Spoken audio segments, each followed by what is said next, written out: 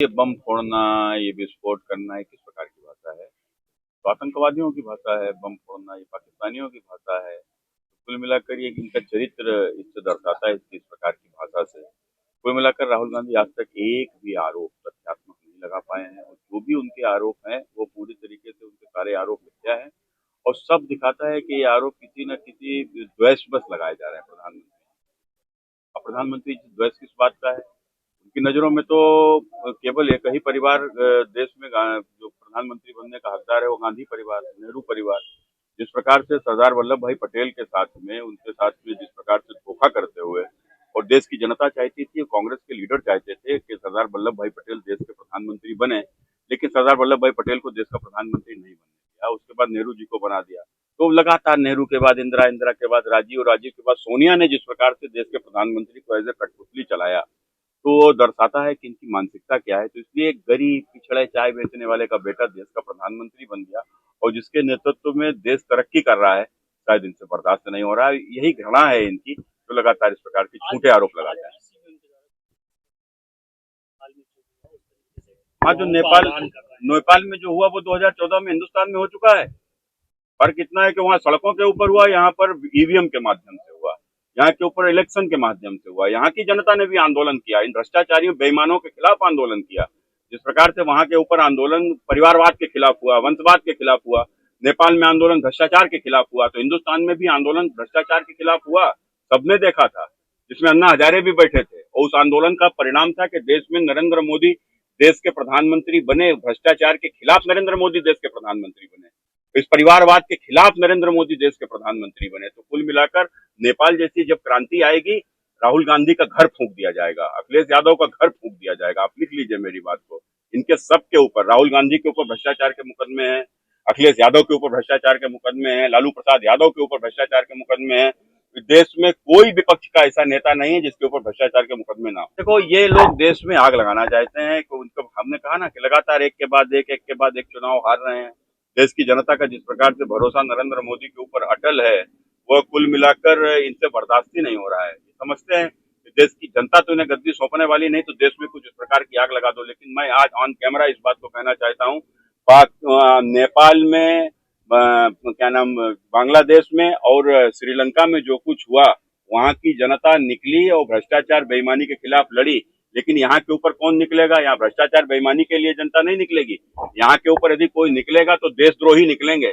और याद रखो, यदि देशद्रोही यहाँ के ऊपर सड़कों पर निकलेंगे तो राष्ट्रवादी सड़कों पर दौड़ा दौड़ा कर मारेंगे, अगर इस प्रकार की किसी ने भी हिम्मत। अखिलेश जी सिर्फ एक अपनी उपलब्धि के ऊपर बहुत इतराते हैं। उपलब्धि उनकी क्या है? तो उन्होंने जो ये एक्सप्रेस वे जो बना दिया, अभी इस एक्सप्रेस वे को उन्होंने कितना बनाया? एक एक्सप्रेस वे बनाया, तो कौन एहसान कर दिया? तुमसे पहले के एक्सप्रेस वे को मायावती जी ने बनाया था। लेकिन उसके बाद भारतीय जनता पार्टी की सरकार बनी, Bundelkhand express way, Purvanchal express way, Ganga express way, और जिस प्रकार से वो गाजियाबाद एक्सप्रेस वे, और जिस प्रकार मेरठ एक्सप्रेस, कितने सारे एक्सप्रेस वे बने हैं, कितने सारे। भी आपका जीटी रोड देखो, शानदार एक्सप्रेस वे में बदल गई है। और उसके बाद एक एक्सप्रेस वे हम बना रहे हैं उससे। और ये जो सामने आया है, निश्चित रूप से ये भी एक बहुत बड़ा कन्नौज को विकास का एक सिद्ध होगा। और निश्चित रूप से मुझे लगता है कि अखिलेश जी की यह जलन है कि अपना तो कुछ किए नहीं। आप मुख्यमंत्री रहे, आप कन्नौज के सांसद रहे, कोई एक काम बता दो जो कन्नौज में उन्होंने जिसका उद्घाटन किया हो। एक काम कोई बता दो, विकास किया, विकास किया, कोई एक काम बताओ ना जो जिसका उद्घाटन किया, आज तक नहीं किया। इतने दिन सांसद बन के हो गए, क्या कहे कन्नौज के लिए? कोई योजना लाए? देश की तीसरी सबसे बड़ी पार्टी आज कन्नौज के लिए कोई एक योजना ला पाए क्या? कन्नौज की कोई एक आवाज संसद के भीतर उठाई क्या? लेकिन नहीं। तो कुल मिलाकर ये केवल ये झूठ बोलने वाले लोग हैं, और एक के बाद एक झूठ इनके सामने आते हैं और भूल भी जाती बात है। भूलना भी नहीं चाहिए, लेकिन उनको यह भी सोचना चाहिए। तो फिर वो ये चुनाव आयोग के ऊपर सवाल क्यों खड़े करते हैं? चुनाव आयोग के ऊपर क्यों सवाल खड़े कर रहे हैं? चुनाव आयोग के ऊपर सवाल इसलिए खड़े कर रहे हैं कि सरकार वो नरेंद्र मोदी से जोड़ते हैं उसको। तो चुनाव आयोग जो कर रहा है वो नरेंद्र मोदी कर रहे हैं, और उसके बाद जो वहां के ऊपर किया वो किसी अधिकारी ने किया। अरे भैया, टोटी वहां से ऊपर गई होगी, सबने देखा था किस प्रकार से वहां के ऊपर टोटियां गायब थी, मकान टूटा हुआ पड़ा था, क्या नाम उसका, स्विमिंग पूल टूटा हुआ पड़ा था, सबने देखा था। उसके बाद अगर कोई आरोप आपको लगाना है तो अधिकारी वो किसके अंडर में है? वो अधिकारी तो मुख्यमंत्री से योगी आदित्यनाथ के अंडर में है। और दूसरा जो कौशिक जिसको बता रहे थे कि वो जिसका डब्बा है, का नाम डस्टबिन के जैसा वो है, तो छोटे कद वाला व्यक्ति डस्टबिन के जैसा होता है। तो इनको शायद मालूम नहीं कि देश के दूसरे प्रधानमंत्री लाल बहादुर शास्त्री का कद बहुत छोटा था, इनके पिताजी का भी कद छोटा था, लेकिन छोटे कद वाले का व्यक्तित्व बड़ा होता है। अखिलेश जी शायद ये जानते नहीं है।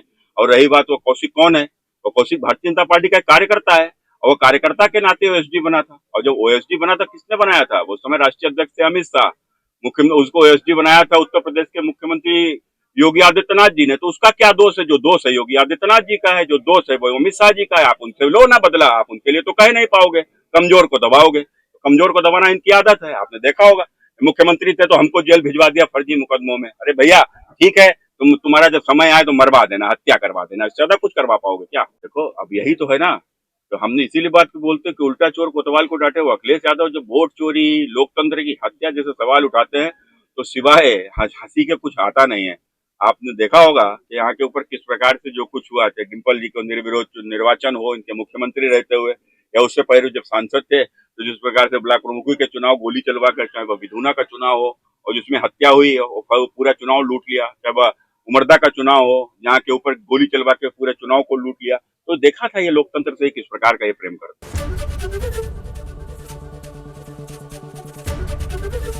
एबीपी गंगा, खबर आपकी, जुबान आपकी।